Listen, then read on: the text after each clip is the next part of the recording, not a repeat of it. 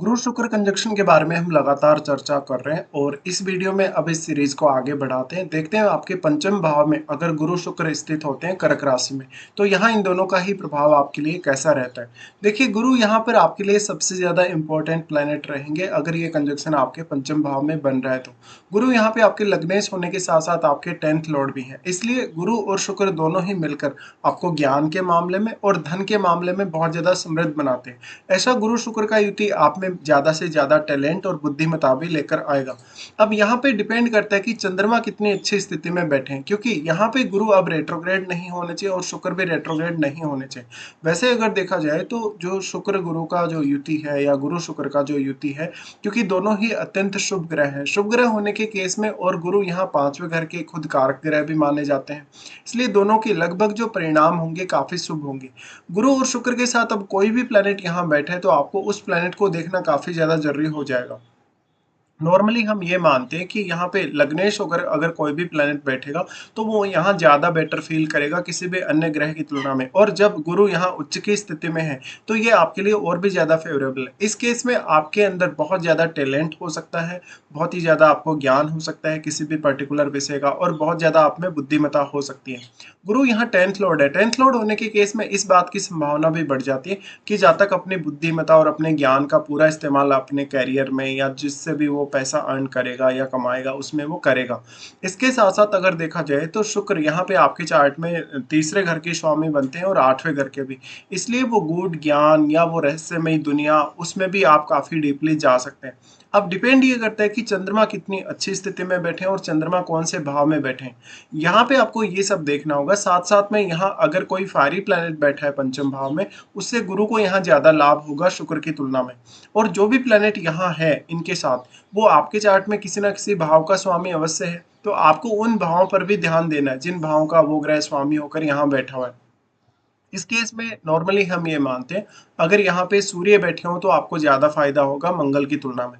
इसके साथ साथ अगर शुक्र के लिए बात की जाए, अगर यहाँ पे शनि बैठते हैं या इवन यहाँ पे बुध की स्थिति भी बनती है आपके चार्ट में, तो भी ये कंजक्शन आपके लिए काफी फेवरेबल होगा। इस केस में अब अगर देखा जाए तो शुक्र भी आपके टैलेंट में काफी ज्यादा वृद्धि करेंगे, बट शुक्र और गुरु में थोड़ी सी भिन्नता है या थोड़ी सी असमानता है। शुक्र जहाँ पे क्रिएटिविटी के मेन कारक ग्रह है, वहीं गुरु आपको बहुत ज्यादा बुद्धिमान बनाने के साथ साथ या विवेकशील बनाने के साथ साथ आपको काफी मैच्योर भी बनाते हैं। गुरु शुक्र का ये युति आपके रिलेशंस को हैंडल करने में भी काफी आपके हेल्प करेगा। अब यहाँ पे अगर देखा जाए सबसे पहले इनके एस्पेक्ट्स के हिसाब से, तो गुरु सबसे पहले एस्पेक्ट करेंगे आपके नवम को। नवम भाव को जब एस्पेक्ट करेंगे तो ये आपके हायर लर्निंग या हायर एजुकेशन के लिए अच्छा होगा, आपकी आध्यात्मिक उन्नति या धार्मिक उन्नति के लिए अच्छा होगा। साथ साथ में दूसरी संस्कृतियों के साथ या दूसरे धर्मों के साथ समायोजन करना भी आपके लिए उतना ही आसान होगा। गुरु की दृष्टि यहाँ पड़ रही है तो आपकी संतान बहुत ही एक्सट्रीमली आपके लिए लकी हो सकती है। साथ साथ में आपको विदेश से कनेक्ट होने या इवन विदेश यात्रा करने से काफी लाभ हो सकता है।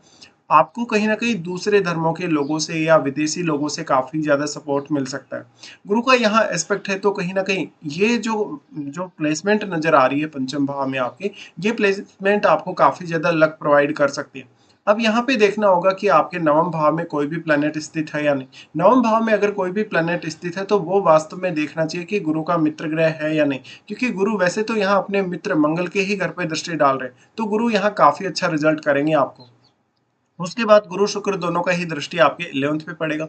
11th पे जो दृष्टि पड़ेगा ये और भी ज्यादा अच्छा साबित होगा, क्योंकि दोनों ही अत्यंत शुभ ग्रह हैं, और जब दोनों यहाँ दृष्टि डाल रहे हैं तो शुक्र यहाँ अपने मित्र के घर पे दृष्टि डाल रहे हैं, जबकि गुरु वास्तव में अपने नीच के घर पे दृष्टि डाल रहे हैं। अब मान लो आपका शनि अगर ठीक स्थिति में चार्ट में है, तो दोनों ही ग्रह इतनी ज्यादा योग्यता, इतनी ज्यादा क्षमता और इतना ज्यादा ज्ञान आपको प्रोवाइड कर सकते हैं कि आपके पास इनकम के मामले में बहुत ज्यादा साधन हो सकते हैं। इनकम के मामले में साधन होने के साथ साथ कहीं ना कहीं ये स्थिति आपको और भी ज्यादा सही से डिसीजन लेने में मदद करेगी, और आपके लिए अर्निंग्स के हिसाब से कितना ज्यादा रिस्क है, कितना ज्यादा आपका टैलेंट है, वो सब भी आपको देखना होगा। गुरु शुक्र जब दोनों ही सम्मिलित रूप से आपके 11th हाउस पे दृष्टि डालें तो ये आपके नेम फेम के लिए या आपकी प्रसिद्धि के लिए भी काफी ज्यादा अच्छा हो जाता है। इस केस में लेकिन आपको देखना पड़ेगा आपके 11th हाउस में कोई भी प्लैनेट है या नहीं। देखिए, 11th हाउस में जो भी प्लैनेट है, चाहे वो कैसा भी ग्रह है, चाहे वो गुरु के साथ मित्रवत है या शुक्र के साथ मित्रवत है, बट वो अपना प्रभाव यहाँ पंचम पर जरूर ही डालेगा। तो वो ग्रह भी आपकी जो टैलेंट है या आपकी जो क्षमता है, निर्णय क्षमता है, सोचने समझने की क्षमता, उसमें बहुत बड़ा योगदान करेगा।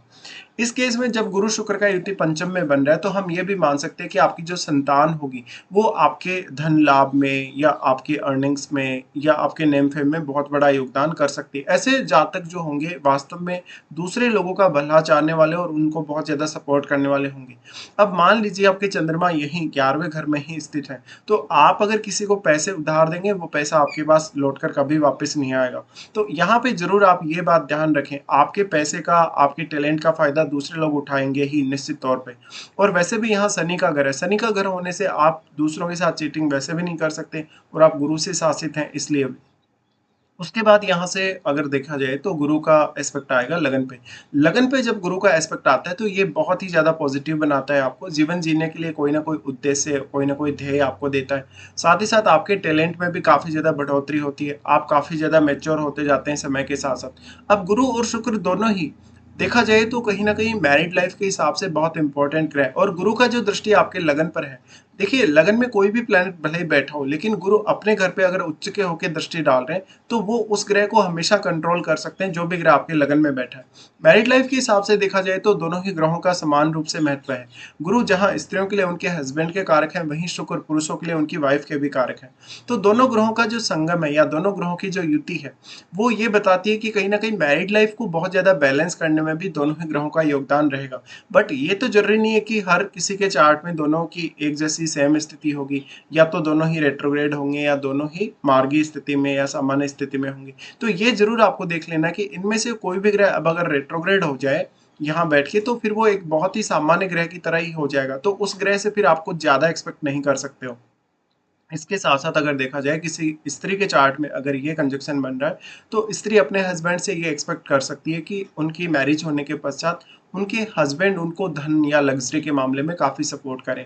और अगर किसी पुरुष का चार्ट हो, पुरुष के चार्ट में क्योंकि शुक्र उनकी वाइफ के कारक है, तो वाइफ आपको धन लग्जरी के मामले में या आपके टैलेंट के मामले में आपको सपोर्ट करेगी ही करेगी। बट यहाँ साथ में गुरु है, साथ में गुरु होने की वजह से वो आपको लाइफ जीने के प्रति या आपके आर्थिक संसाधनों के प्रति कोई बहुत अच्छे एडवाइस भी दे सकती है। दूसरा यहाँ अगर देखा जाएगा तो आपके पर्सनल टैलेंट और आपकी खुद की क्षमताओं के लिए दोनों ही ग्रहों का जो युति है बहुत इंपॉर्टेंट है, और आपके टैलेंट में भी काफी ज्यादा ये दोनों ही ग्रह वृद्धि करेंगे।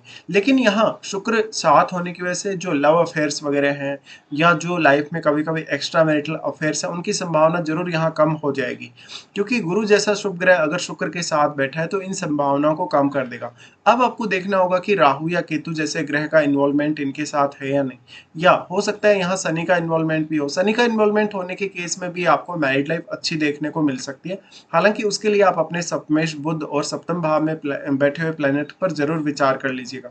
इसके साथ साथ अब आपको देखना चाहिए कि इनके साथ जो भी प्लेनेट बैठा है वो प्लेनेट यहाँ इन दोनों को किस प्रकार से प्रभावित कर रहा है, और वो प्लेनेट आपके चार्ट में किन किन भावों का स्वामी, क्योंकि उन भावों का योगदान बहुत अहम होगा आपके टैलेंट और आपका कहीं ना कहीं जो आपकी जो बुद्धिमत्ता है, आपका जो विवेक है उस मामले में।